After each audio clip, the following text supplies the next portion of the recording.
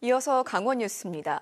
포항 삼척간 동해선철도가 다음 달 정식 개통할 예정인 가운데 강원 동해안과 영남권이 일일 생활권으로 묶일 예정입니다. 기존 노선을 포함해 강릉에서 동해 삼척을 거쳐 경북 동해안 울산, 부산 부전까지 동해선철도가 이어집니다. 또 포항에선 대구로도 연결돼 영동권과 부산 대구권이 철도 교통권으로 묶일 전망입니다. 국가철도공단은 강릉 부전 구간의 ITX 마음을 상행 4회, 하행 4회 등 왕복 8회 투입해 환승 없이 강릉에서 부산까지 3시간 52분이 소요될 예정입니다. 또 강릉 대구는 3시간 22분이 소요될 예정이며 부산 대구 구간 수요가 증가하면 보다 속도가 빠른 KTX 이음이 투입됩니다. 강릉 미식창의도시 발전 전략 포럼이 오늘 강릉 세인트존스 호텔 그랜드 볼룸에서 열립니다.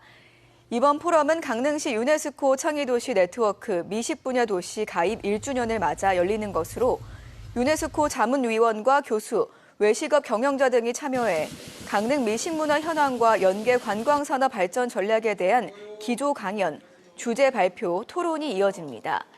유네스코 창의도시 네트워크는 영화, 미식, 음악, 디자인 등 7개 영역의 심사를 거쳐 가입 도시를 선정하며 국내 미식 분야 가입 도시는 강릉과 전주 2곳입니다. 강원도 내 중소기업의 자금 사정이 갈수록 악화한 데 이어 중소기업들의 금융권 부채도 비은행권에 쏠린 것으로 나타났습니다.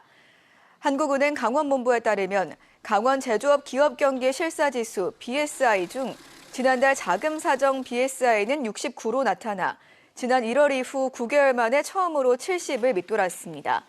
BSI 지수는 기준치 100을 넘으면 경기 전반을 긍정적으로, 미만 시 부정적으로 본 기업인이 상대적으로 많음을 의미합니다. 도내 예금은행의 경우 지난 8월 중소기업 대출금 잔액이 지난해 8월보다 0.8% 증가한 반면 비은행 예금 취급기관의 경우 같은 기간 15% 정도 늘어나 상대적으로 비싼 금리 대출이 많아졌습니다. 이번 달 강원도 아파트 입주 전망지수가 대폭 상승했습니다. 주택산업연구원은 11월 강원 지역 아파트 입주 전망지수는 지난달보다 30포인트 오른 100으로 집계돼 전국에서 가장 큰 상승폭을 보였다고 밝혔습니다.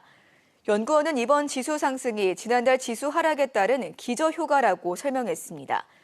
아파트 공급 과잉과 대출 규제 확대 영향으로 10월 강원도 신규 아파트 입주율은 전국 최저인 53.3%를 기록했습니다.